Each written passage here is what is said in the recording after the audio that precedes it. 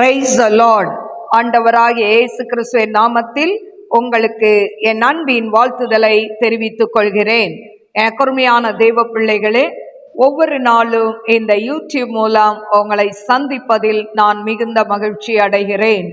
இந்த ஆடியோவை நீங்கள் கேட்டு தேவ ஆசீர்வாதத்தை பெறுவது மட்டுமன்றி, உங்களுக்கு அறிமுகமானவர்கள், உங்கள் நண்பர்கள், உங்கள் உறவினர்களுக்கும் இந்த ஆடியோவை அனுப்பி தேவனுடைய நாமத்தை மகிமைப்படுத்தும்படி உங்களை அன்புடன் கேட்டுக்கொள்கிறேன். இந்த நாளிலும் எஸ்தர் முதல் அதிகாரம் முதல் வசனம்.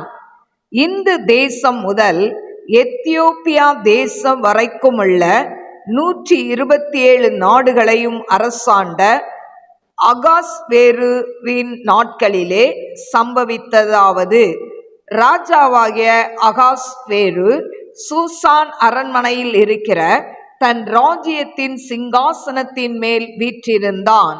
அவன் தன் ராஜ்யபாரத்தின் 3ஆம் வருஷத்திலே தன்னுடைய பிரபுக்களுக்கும் ஊழியக்காரருக்கும் விருந்து பண்ணினான். அப்பொழுது பெர்ஷியா மேதியா தேசங்களில் உள்ள மகத்தானவர்களும் நாடுகளின் அதிபதிகளும் பிரபுக்களும் அவன் சமூகத்தில் வந்திருந்தார்கள். அவன் தன் ராஜ்யத்தின் மகிமையான ஐஸ்வர்யத்தையும் தன் மகத்துவத்தின் சிறந்த பிரதாபத்தையும் அநேக நாளாகிய 180 நாளளவும் விளங்க செய்து கொண்டிருந்தான். அந்த நாட்கள் முடிந்தபோது ராஜா சூசான் அரண்மனையில் வந்திருந்த பெரியோர் முதல் சிறியோர் மட்டுமல்ல சமஸ்த ஜனங்களுக்கும் ராஜ அரண்மனையை சேர்ந்த சிங்கார தோட்டத்தில் உள்ள மண்டபத்தில் 7 நாள் விருந்து செய்வித்தான். அங்கே வெண்கல தூண்களின் மேலுள்ள வெள்ளி வளையங்களில் மெல்லிய நூலும் சிவப்பு நூலுமான கயிறுகளால் வெள்ளையும் பச்சையும் இள நூலுமாகிய தொங்கு திரைகள் விதானித்திருந்தது. சிவப்பும் நீலமும் வெள்ளையும் கருப்புமான கற்கள் பதித்திருந்த தள வரிசையின் மேல் பொற்சரிகையும் வெள்ளி சருகையுமான மெத்தைகள் வைக்கப்பட்டிருந்தது. பொன்னால் செய்யப்பட்ட நானாவித பாத்திரங்களிலே பானம் கொடுக்கப்பட்டது. முதல் தரமான திராட்சை ரசம் ராஜஸ்திதிக்கு ஏற்க பரிபூர்ணமாய் பரிமாறப்பட்டது. அவருடைய மனதின்படியே செய்யலாம் என்று ராஜா தன் அரண்மனையின் பெரிய மனுஷருக்கெல்லாம் கட்டளை இட்டிருந்தபடியினால் முறைப்படி பானம் பண்ணினார்கள். ஒருவனும் பலவந்தம் பண்ணவில்லை. ராஜஸ்திரியாகிய வஸ்தியும் ராஜாவாகிய அகாஸ்வேருவின் அரண்மனையிலே ஸ்திரீகளுக்கு ஒரு விருந்து செய்தாள். 7ஆம் நாளிலே ராஜா திராட்சை ரசத்தினால் களிப்பாய் இருக்கும்போது மகா ரூபவதியாய் இருந்த ராஜஸ்திரியாகிய வஸ்தியின் சௌந்தரியத்தை ஜனங்களுக்கும் பிரபுக்களுக்கும் காண்பிக்கும்படி ராஜ கிரீடம் தரிக்கப்பட்டவளாக அவளை ராஜாவுக்கு முன்பாக அழைத்து வர வேண்டுமென்று ராஜாவாகிய அகாஸ்வேருவின் சமூகத்தில் சேவிக்கிற மெகுமான், பிஸ்தா, அர்போனா, பிக்தா, அபக்தா, சேதார், கர்காஸ் என்னும் 7 பிரதானிகளுக்கும் கட்டளையிட்டான். ஆனாலும் பிரதானிகள் மூலமாய் ராஜா சொல்லி அனுப்பின கட்டளைக்கு ராஜஸ்திரியாகிய பஸ்தி வரமாட்டேன் என்றாள். அப்பொழுது ராஜா கடுங்கோபமடைந்து தனக்குள்ளே மூர்க்க வெறி கொண்டான். அச்சமயத்தில் ராஜ சமூகத்தை தரிசிக்கிறவர்களுக்கும் ராஜ்யத்தின் முதல் ஆசனங்களில் உட்கார்கிறவர்களுமான Carshena, Zethar, Admatha, Tarshish, Mary's, Marsena, மெமுகான் என்னும் பெர்சியர் மேதியருடைய 7 பிரபுக்களும் அவன் சமூகத்தில் இருந்தார்கள். ராஜா நியாய பிரமாணத்தையும் ராஜ நீதியையும் அறிந்தவர்களிடத்தில் பேசுவது தனக்கு வழக்கமானபடியால் காலாகால வர்த்தமானங்களை அறிந்த பண்டிதர்களை நோக்கி, ராஜாவாகிய அகாஸ்வேரு பிரதானிகள் மூலமாய் சொல்லி அனுப்பின கட்டளையின்படி ராஜஸ்ரீ ஆகிய வஸ்தி செய்யாமற் போனது நிமித்தம் தேச சட்டத்தின்படி அவளுக்கு செய்ய வேண்டியது என்ன என்று கேட்டான். அப்பொழுது மெமுகான் ராஜாவுக்கும் பிரபுக்களுக்கும் முன்னே பிரதியுத்தரமாக, ராஜஸ்ரீ ஆகிய வஸ்தி ராஜாவுக்கு மாத்திரம் அல்ல, ராஜாவாகிய ஆகாஸ்வேருவினுடைய சகல நாடுகளிலும் உள்ள சகல பிரபுக்களுக்கும் சகல ஜனங்களுக்கும் கூட அநியாயம் செய்தாள். ராஜாவாகிய அகாஸ்வேரு ராஜஸ்ரீ ஆகிய வஸ்தியை தமக்கு முன்பாக அழைத்து வர சொன்னபோது, அவள் வரமாட்டோம் என்கிற செய்தி எல்லா ஸ்ரீகளுக்கும் பிரசித்தமானால் அவர்களும் தங்கள் புருஷரை தங்கள் பார்வையில் அற்பமாய் எண்ணுவார்கள். இன்றைய தினம் பெர்ஷியாவிலும் மேதியாவிலும் உள்ள பிரபுக்களின் ஸ்ரீகள் ராஜஸ்ரீயின் செய்தியை கேட்கும்போது ராஜாவின் பிரபுக்கள் எல்லாம் அப்படியே சொல்லுவார்கள். மிகுந்த அசட்டையும் எரிச்சலும் விளையும். ராஜாவுக்கு சம்மதியாய் இருந்தால் வஸ்தி இனி ராஜாவாகிய அகாஸ்வேருவுக்கு முன்பாக வரக்கூடாது என்றும், அவளுடைய ராஜ மேன்மையை அவளை பார்க்கிலும் உத்தமியாகிய மற்றொரு ஸ்ரீக்கு ராஜா கொடுப்பாராக என்றும், அவரால் ஒரு ராஜ கட்டளை பிறந்து அது மீறப்படாதபடிக்கு பெர்ஷியாவுக்கும் மேதியாவுக்கும் உரிய தேச சட்டத்திலும் எழுதப்பட வேண்டும். இப்படி ராஜா தீர்த்த காரியம் தமது விஸ்தீரணமான ராஜ்யம் எங்கும் கேட்கப்படும்போது பெரியோர் முதல் சிறியோர் மட்டுமுள்ள எல்லா ஸ்ரீகளும் தங்கள் புருஷரை கனம் பண்ணுவார்கள் என்றான். இந்த வார்த்தை ராஜாவுக்கும் பிரபுக்களுக்கும் நலமாய் தோன்றினதினால் ராஜா மெமுகானுடைய வார்த்தையின்படியே செய்து, எந்த புருஷரும் தன் வீட்டுக்கு தானே அதிகாரியாய் இருக்க வேண்டும் என்றும், இதை அந்தந்த ஜனங்களுடைய பாஷையிலே பிரசித்தம் பண்ண வேண்டும் என்றும், அந்தந்த நாட்டில் வழங்குகிற அட்சரத்திலும் அந்தந்த ஜாதியார் பேசுகிற பாஷையிலும் ராஜாவின் சகல நாடுகளுக்கும் கட்டளை எழுதி அனுப்பினான். கருமையான தேவ பிள்ளைகளே, இந்த நாளிலும் எஸ்தர் முதல் அதிகாரம் 1 முதல் 22 வசனங்களை நான் வாசித்திருக்கிறேன். கருமையான தேவ பிள்ளைகளே, இந்த நாளிலும் நெகேமியாவை முடித்து இந்த எஸ்தர் புஸ்தகத்தை இன்றைக்கு நாம் வாசித்து தியானிக்க போகிறோம். இதுவரைக்கும் நெகேமியா வரைக்கும் நீங்கள் ஒவ்வொரு நாளும் இந்த டெய்லி பைபிள் ரீடிங்கில் கலந்து கொண்டு என்னோடு இணைந்து நீங்கள் இதை கேட்கிற ஒவ்வொரு அன்பு பிள்ளைகளையும் நான் ஆண்டவராகிய இயேசு கிறிஸ்துவின் நாமத்தில் உங்களுக்கு என் வாழ்த்துக்களை தெரிவித்துக் கொள்கிறேன். தொடர்ந்து என்னோடு நீங்கள் இந்த பைபிள் ரீடிங்கில் கலந்து கொண்டு இந்த பைபிளில் உள்ள மகத்துவங்களை அறியும்படி நாம் ஒவ்வொரு நாளும் இதை தவறாமல் கேட்டு பயன்பெறும்படி உங்களை அன்புடன் கேட்டுக்கொள்கிறேன். இந்த நாளிலும் இந்த எஸ்தர் புஸ்தகத்தின் முன்னோட்டம் முன்னுரையை நாம் பார்க்கலாம். அதன் பிறகு முதல் அதிகாரத்தில் உள்ள காரியங்களை நாம் பார்க்கலாம். எனக்கு அருமையான தெய்வ பிள்ளைகளே, இந்த எஸ்தர் புஸ்தகம் இது ஒரு வெற்றியின் புஸ்தகமாய் இருக்கிறதை பார்க்கிறோம். யூதர்கள் தோல்வி அடைகிறதை போல் இருந்தாலும், ஆனால் இந்த புஸ்தகத்தில் அவர்கள் ஜெயம் பெறுகிறதை நாம் பார்க்கிறோம். எனக்கு அருமையான தேவ பிள்ளைகளே, இதை யார் எழுதினார்கள் என்று சொல்லப்படவில்லை. ஆனால் சிலர் மொர்தகா என்றும் நெகேமியா என்றும் சொல்கிறார்கள். இது எழுதப்பட்ட காலம் இந்த எஸ்தர் கிமு 479 அவள் அரசியாய் ராணியாய் மாறுகிறாள். அதனால கிமு 485 முதல் சில ஆண்டுகளில் இந்த நூல் எழுதப்பட்டது என்று கருதப்படுகிறது. இதில் உள்ள நிகழ்ச்சிகள் நடைபெற்றிருக்கலாம் என்று கருதப்படுகிறது. அது மட்டுமல்ல, இந்த வேதாகம வரிசையில் நெகேமியாவுக்கு அடுத்தது எஸ்தர் புக்குன்னு சொல்லப்பட்டிருக்கு. ஆனால் நெகேமியா காலத்திற்கு ஏறத்தாழ 30 ஆண்டுகளுக்கு முன்னாலே இந்த எஸ்தர் நூலில் இருக்கிற நிகழ்ச்சிகள்லாம் நடந்தன என்று சொல்லப்படுகிறது. அதாவது பெர்ஷியனா பாரசீக பேரரசில் இருந்த சூசான் அரண்மனையில் இந்த நிகழ்ச்சிகள்லாம் நடந்தன என்று ஆசிரியர்கள் கூறுகிறதை நாம் பார்க்கலாம். கருமையான தெய்வ பிள்ளைகளே, இந்த எஸ்தர் சரித்திரத்தின் திறவுகோல் வசனம் என்னன்னா, அதாவது எஸ்தர் 4:14, நீ இந்த காலத்திலே மௌனமாய் இருந்தால் யூதருக்கு சகாயம் ரட்சிப்பும் வேறொரு இடத்திலிருந்து எழும்பும்.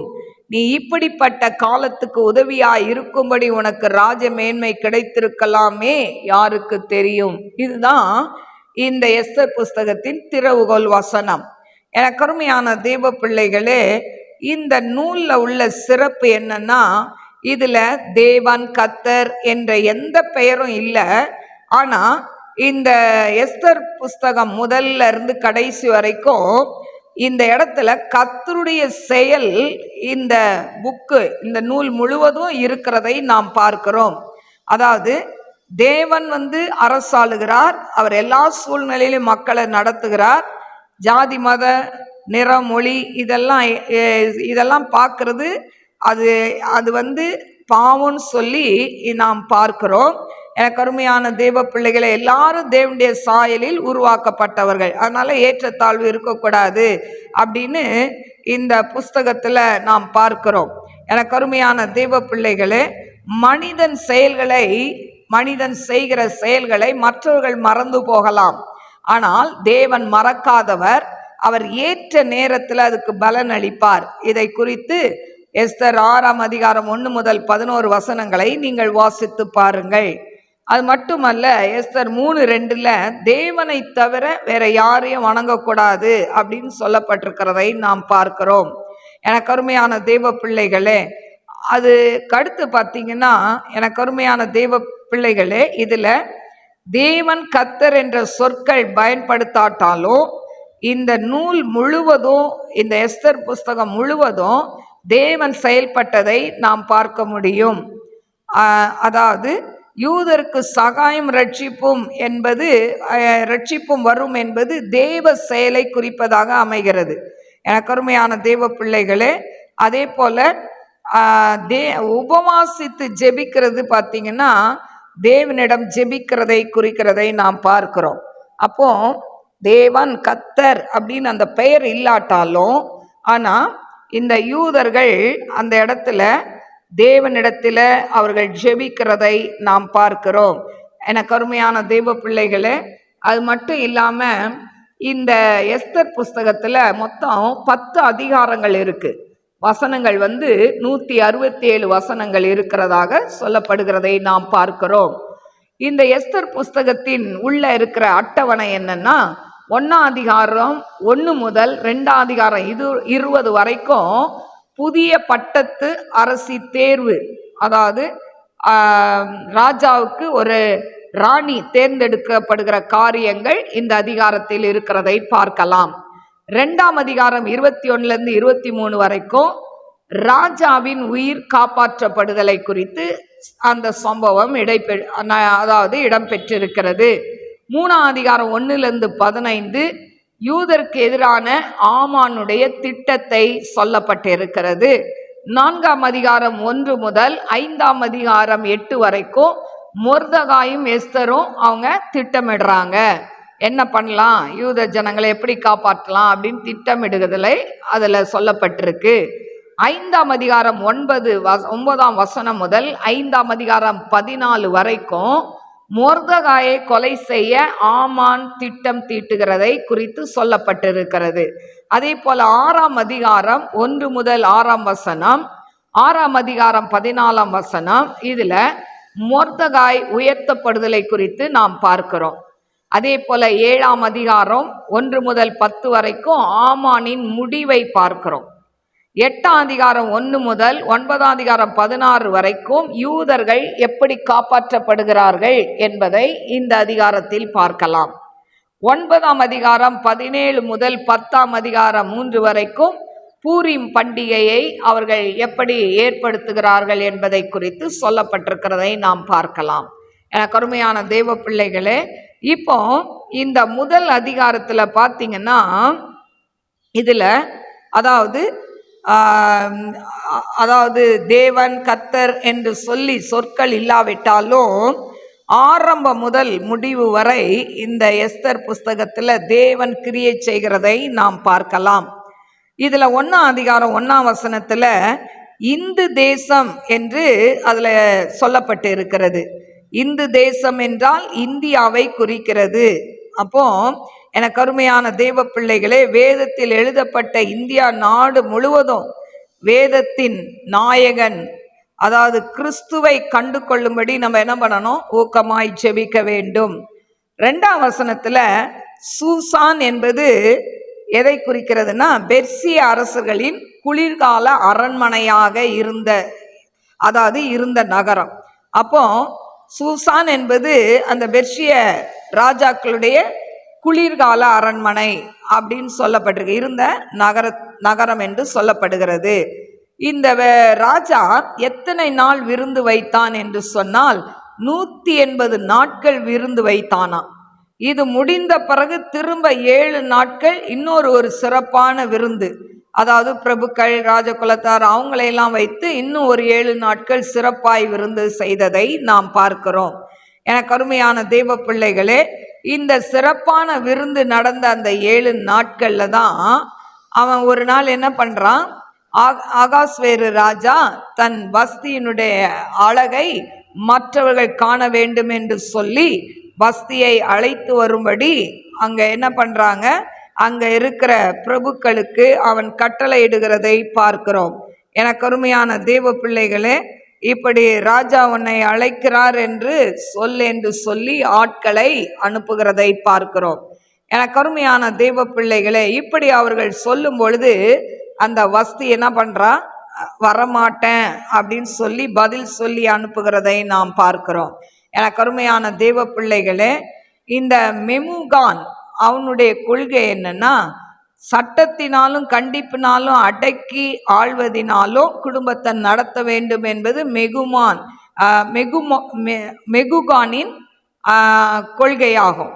அப்போ அவனுடைய கொள்கை, அவன்கிட்ட எல்லார்கிட்டையும் ராஜா ஆலோசனை கேட்கும்போது இந்த மெமுகான் தான் என்ன சொல்றாரு, அதாவது இப்படி ராஜாவை அசிங்கப்படுத்தி எல்லாருக்கும் முன்னால அவமானப்படுத்தினபடினால இனி என்ன பண்ணக்கூடாது, வஸ்தி ராஜா முன்னால வரக்கூடாது அப்படின்னு நாட்டில் ஒரு சட்டத்தை கொண்டு வருகிறதை நாம் பார்க்கிறோம். எனக்கு அருமையான தேவ பிள்ளைகளே, குடும்ப வாழ்க்கையை சட்டத்தை கொண்டு அடக்க முடியாது. ஆனால் அந்த நாட்களில் பார்த்தீங்கன்னா அதாவது வீட்டுக்கு அந்த புருஷன் தான் அதிகாரியாக இருக்கணும்னு நாட்டில் ஒரு சட்டத்தை கொண்டு வராங்க. ஆனால் எனக்கு அருமையான தேவ பிள்ளைகளே, இந்த சட்டம் வந்த உடனே அந்த சட்டத்தை பார்த்து பெண்கள் பயந்துருவாங்களா, இல்லை அடங்கி போவாங்களா? கிடையாது. எனக்கு அருமையான தேவ பிள்ளைகளே, குடும்ப வாழ்க்கை என்பது ஒருத்தருக்கொருத்தர் விட்டு கொடுத்து அனுசரித்து போகிறது தான் குடும்ப வாழ்க்கை. ஒருவேளை வஸ்தி என்ன சொல்லியிருக்கலாம், ராஜா கிட்ட தனியாக அழைத்து கூட சொல்லியிருக்கலாம், நான் வரல, இவ்வளோ பேருக்கு முன்னால் எல்லாம் குடிச்சிட்டு இருக்காங்க, நான் வரல அப்படின்னு சொல்லி ஒரு சமாதானமாய் பேசியிருக்கலாம். ஆனால் வஸ்தி அப்படி பேசாமல் அவளை என்ன பண்றா, பதிலுக்கு வர முடியாது என்று ஆணவமாய் பதில் சொல்கிறதை நாம் பார்க்கிறோம். எனக்கு அருமையான தேவ பிள்ளைகளே, இன்றைக்கு அதாவது நம்ம இப்படி சொன்னா ராஜா மற்றவங்க முன்னால தலகுனியனுமே அசிங்கப்படணுமேனு அவளும் நினைக்கல. அதே போல ராஜாவும் என்ன பண்ணல, யோசிக்கல, வஸ்தி எப்படி நம்ம கூப்பிடலாமா வேணாமா அப்படின்னு சொல்லி அவனும் யோசிக்கல குடி போதையில். அப்போ எனக்கு அருமையான தேவ பிள்ளைகளே பாருங்க, இப்போ இந்த வஸ்தியை தள்ளிட்டு ராஜா என்ன பண்ணணும், இன்னொரு ராணியை அந்த இடத்துல தேர்ந்தெடுங்கன்னு சொல்லி எல்லாரும் சேர்ந்து முடிவு பண்ணுறாங்க. நீங்கள் இப்படி செய்தாதான் நாட்டில் இருக்கிற எல்லா அதாவது பெண்களும் பயம் இருக்கும், இல்லைன்னா வஸ்தி செய்தது போல் அவங்களும் செய்வாங்க, அவங்களுடைய கணவனை அவங்க அற்பமாக எண்ணுவாங்க, அதனால இந்த தண்டனை நீங்கள் என்ன பண்ணணும், வஸ்திக்கு கொடுக்கணும் அப்படின்னு சொல்லி அவர்கள் தீர்மானிக்கிறதை நாம் பார்க்கிறோம். எனக்கு அருமையான தேவ பிள்ளைகளே, இதை கேட்டுக்கொண்டு இருக்கிற அன்பு சகோதர சகோதரிகளே, குடும்பத்தில் இருக்கிற நீங்க நம்ம என்ன பண்ணணும்? குடும்ப வாழ்க்கையில கணவன் மனைவி ஒருத்தருக்கு ஒருத்தர் விட்டு கொடுத்து போகணும். ராஜா வஸ்தி வரலன்னா அவன் தீர்மானம் எடுத்திருக்கணும். எல்லாத்தையும் ஆலோசனை கேட்குறான். இன்னைக்கு குடும்ப பிரச்சனையை கொண்டு போய் மற்றவங்க கிட்ட சொல்லக்கூடாது, மற்றவங்களுடைய தீர்வுக்கு காத்திருக்க கூடாது. அப்படி மற்றவங்க கிட்ட ஆலோசனை கேட்டிங்கன்னா, அம்மா கிட்டேயோ அப்பா கிட்டேயோ கூட பிறந்தவங்ககிட்டயோ மற்றவங்ககிட்டயோ ஃப்ரெண்ட்ஸுக்கிட்டேயோ கேட்டால் ஒவ்வொருத்தரும் ஒவ்வொரு ஆலோசனை சொல்லுவாங்க. அவன் மனைவி இப்படிலாம் இருக்கிறா, வேணாம் விட்டுட்டு வந்துரு, டைவர்ஸ் கொடுத்துரு, இதெல்லாம் சொல்லுவாங்க. அவன் கணவனோட வாழாத, அவன் எந்நேரமும் குடிச்சிட்டு இருக்கிறான் இப்படின்னு சொல்லி பல ஆலோசனையை கொடுப்பாங்க. ஆனால் கணவன் மனைவி பிரச்சனையை அந்த 4 சுவருக்குள்ளேயே வைத்து உங்களுக்குள்ளேயே அதை என்ன பண்ணணும்? தீர்த்து கொள்ளணும். அது வெளியே என்ன பண்ணக்கூடாது? கொண்டு வரக்கூடாது. போலீஸ் ஸ்டேஷனுக்கு கொண்டு வரக்கூடாது, கோர்ட்டுக்கு கொண்டு போகக்கூடாது, டைவர்ஸ்க்கு கொண்டு போகக்கூடாது. எனக்கு அருமையான தெய்வ பிள்ளைகளே, ஜபித்தேனா உன் வாழ்க்கையில் அற்புதம் நடக்கும். இன்னைக்கு நிறைய கிறிஸ்தவர்கள் கோர்ட்டு கேஸ்ன்னு அலையிறாங்க. ஏன் கோர்ட்டுக்கு போகணும்? ஆண்டவர் சொல்றார், நான் உனக்காய் வழக்காடுவேன், நான் உனக்காய் யுத்தம் பண்ணுவேன்றாரு. அந்த வழக்காடுகிற தேவனை வைத்து கொண்டு நம்ம வழக்காட நம்ம என்ன பண்றோம்? வைக்கல ஜட்ஜை தேடி ஓடிக்கிட்டு இருக்கிறோம். எனக்கு அருமையான தெய்வ பிள்ளையே, குடும்பத்தில் இன்னைக்கு பிரிவினை இருக்குதா? இந்த ஆகாஸ்வேரு ராஜா வஸ்தி பிரிஞ்சது போல ஒருவேளை நீங்க பிரிஞ்சு வாழ்ந்து கொண்டு இருக்கிறீங்களா? ஏதோ ஒரு காலகட்டத்தில் உங்களுக்குள்ள வந்த வாக்குவாதத்தின் நிமித்தம் அதாவது திடீர்னு ஒரு முடிவு எடுத்து கணவனும் மனைவியும் பிரிஞ்சிட்டு இன்னைக்கு ஏன் பிரிஞ்சு போனோம்னு சொல்லி யோசிக்கிறீங்களா? தாமதமின்றி நீங்க ஒருத்தரை மன்னிச்சு ஏற்றுக்கொள்ளுங்க. கோர்ட்டு கேஸ்ன்னு அலையாதீங்க. ஆண்டவர் பாதத்தில் ஜெபிங்க. உங்கள் கணவன் உங்களை விட்டு போயிட்டாரா? ஜெபிங்க, ஆண்டவரே அவர் திரும்ப வரணும்னு சொல்லி ஜெபிங்க. மனைவி ஒருவேளை உங்களை விட்டுட்டு போயிருந்தா, ஆண்டவரே மனைவி மறுபடியும் என்னோட சேர்ந்து வாழணும்னு ஜெபிங்க. அதுதான் குடும்ப வாழ்க்கை. ஒரே ஒரு வாழ்க்கை. நீங்கள் எப்படி திருமணத்தில் அதாவது ஆண்டவருடைய சமூகத்தில் வைத்து உடன்படிக்கை பண்ணி கணவனும் மனைவியுமா இணைந்தீர்களோ கடைசி வரைக்கும், மரணம் பிரிக்கும் வரைன்னு சொல்லி அங்கே வாக்கு பண்ணணும்ல. அதனால மரணம் பிரிக்கிற வரை ஒருத்தருக்கு ஒருத்தர் என்ன பண்ணணும்? கெட்டது நல்லதோ கெட்டதோ ஒருத்தருக்கு ஒருத்தர் விட்டு கொடுத்து அனுசரித்து போகிறது தான் குடும்ப வாழ்க்கை. நீ என்ன சொல்கிறது நான் என்ன கேட்குறதுன்னு நினச்சிங்கன்னா அது குடும்ப வாழ்க்கையே கிடையாது. அதனால் கணவன் சில நேரம் கோபமாக இருந்தால் மனைவி என்ன பண்ணணும்? விட்டு கொடுத்து போகணும். ஒருவேளை மனைவி சில நேரம் கோபத்தில் சில காரியங்களை பேசும்போது கணவன் விட்டு கொடுத்து போகணும். இருவரும் விட்டு கொடுத்து போனீங்கன்னா குடும்பத்தில் தேவன் சமாதானத்தை கட்டளையிடுவார். சூரியன் அஸ்தமிக்கிறதுக்குள்ள உங்க கோபம் தனியணும்னு இருக்கு. இன்னைக்கு எத்தனை குடும்பத்தில் அப்படியே வன்மம் வைத்து கொண்டு இருக்கிறீங்க?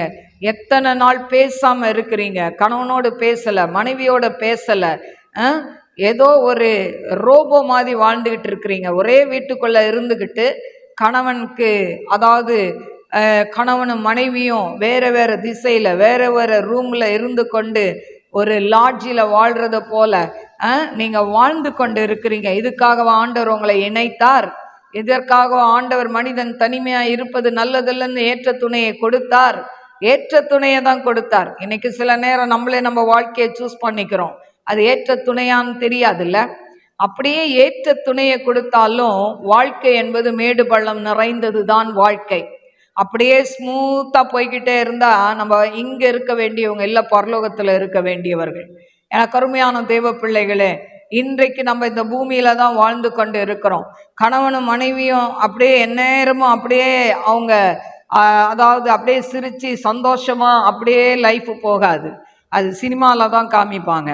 எனக்கு அருமையான தெய்வ பிள்ளைகளே, சினிமாவை பார்த்து ஏமாந்து போயிடாத. சினிமாவை பார்த்து இதுதான் வாழ்க்கை நினைச்சேன்னா உன் வாழ்க்கை நரகமாக இருக்கும்.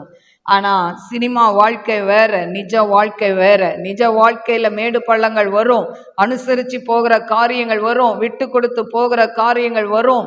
ஆனால் அந்த நேரத்தில் ஈகோக்கு இடம் கொடுக்கக்கூடாது.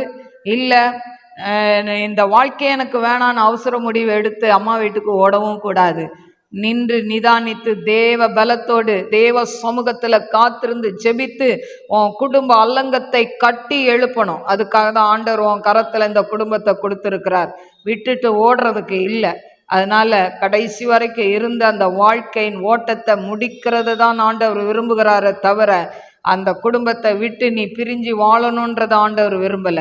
இதை கேட்டுக்கொண்டு இருக்க யாரா இருந்தாலும் இன்னைக்கு பிரிஞ்சு வாழ்ந்துட்டு இருக்கிறீங்களா? இன்னைக்கே உங்களுடைய கணவனோடு நல்மணம் பொருந்த வேண்டும் என்று கர்த்தர் எச்சரிக்கிறார். ஒருவேளை கணவன் மனைவி விட்டு பிரிந்து வாழ்ந்து கொண்டு இருக்கிறீங்களா? இன்றைக்கு இதை கேட்கிற, இந்த செய்தியை கேட்கிற யாரா இருந்தாலும் உங்க மனைவியோடு நல்மணம் பொருந்துங்க. ஒருத்தரை ஒருத்தர் மன்னித்து மறந்து ஒரு புதிய வாழ்க்கையை ஆரம்பிங்க. அதை தான் கர்த்தர் விரும்புகிறார். இந்த மனைவி வேணாம், இந்த கணவன் வேணாம், நான் இன்னொன்னு சூஸ் பண்ணிக்கிறேன்னா அதுவும் கொஞ்ச நாள் அப்படிதான் இருக்கும்.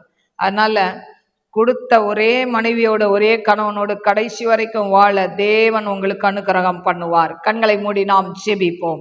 ஸ்தோத்திரிக்கிறேன் ஆண்டவரே, மகா பரிசுத்தமுள்ள நல்ல தகப்பனே, இந்த நாளிலும் பேசின ஒவ்வொரு வார்த்தைகளையும் கேட்டுக்கொண்டு இருந்தீர் ஆண்டவரே. ஏசப்பா உமக்கு ஸ்தோத்திரிக்கிறேன். உடைய பிள்ளைகளோடு கூட நீர் இடைப்பட்டதுக்காய் ஸ்தோத்திரிக்கிறேன் ஆண்டவரே. இந்த நாள்ல அப்பா, இந்த ஆகஸ்ட் வேறு ஆண்டவரே வஸ்தி பிரிந்தது போல இன்னைக்கு எத்தனை குடும்பங்கள் பிரிந்து வாழ்ந்து கொண்டு இருக்கிறார்கள் அப்பா. ஒவ்வொரு பிரிந்த குடும்பத்துக்காய் உடைய சமூகத்துல கடந்து வருகிறேன் ஆண்டவரே.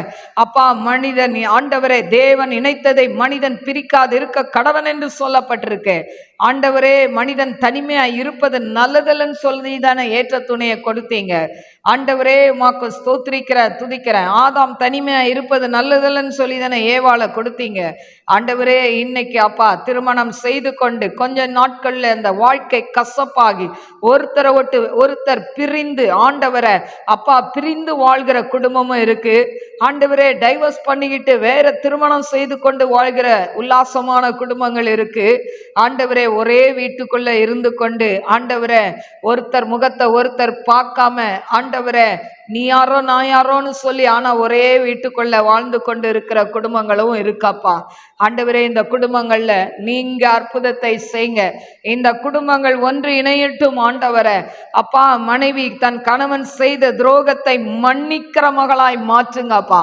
அதே போல கணவனும் தன் மனைவி செய்த துரோகத்தை மன்னிக்கிற மகனாய் மாற்றுங்க அப்பா. கல்வாரி சிலுவையில நீங்க அந்த கடைசி நேரத்துல வேதனையின் உச்ச கட்டத்துல இருந்து அப்பா பிதாவே இவர்கள் செய்வது இன்னதென்று அறியாது இருக்கிறார்களே, இவர்களை மன்னியும்னு சொன்னீங்களே அப்பா ஆண்டவரே. நீங்க எங்க பாவத்தை மன்னிக்கிறீங்களே அப்பா. அப்படி இருக்கும்போது நாங்க மற்றவர்களை மன்னிக்கணுமே. இன்னைக்கு எத்தனை குடும்பம் அப்பா மன்னிக்க முடியாம ஆண்டவரை இருமாப்பாய் வாழ்ந்து கொண்டு இருக்கிறாங்கப்பா. அப்படிப்பட்ட உள்ளங்களை உடைத்து ஆண்டவரை ஒவ்வொரு குடும்பத்தையும் நீங்க இணைத்து முட நாமத்தை மகிமைப்படுத்துங்க. பிரிந்த குடும்பத்தால் இன்னைக்கு பாதிக்கப்படுறது அநேக பிள்ளைகளாப்பா. அவங்க லைஃப் பாதிக்கப்படுது, அவங்க படிப்பு, அவங்க ஃபியூச்சர் பாதிக்கப்படுதே ஆண்டவரே. இறங்கி அற்புதத்தை செய்யுங்கப்பா அப்பா. செல்ஃபிஷா இல்லாம ஆண்டவரை அப்பா பிள்ளைகளுக்காக இந்த குடும்பங்கள் இணையணும் டாடி. உங்க நாம மகிமைப்படட்டும். ஆவியானதாமே பெரிய காரியங்களை செய்யுங்க. உங்களுடைய அன்பின் கரத்துல தாழ்த்துகிறேன். இயேசுவின் நாமத்தில் கேட்கிறேன் பிதாவே, ஆமென். God bless you. God bless you.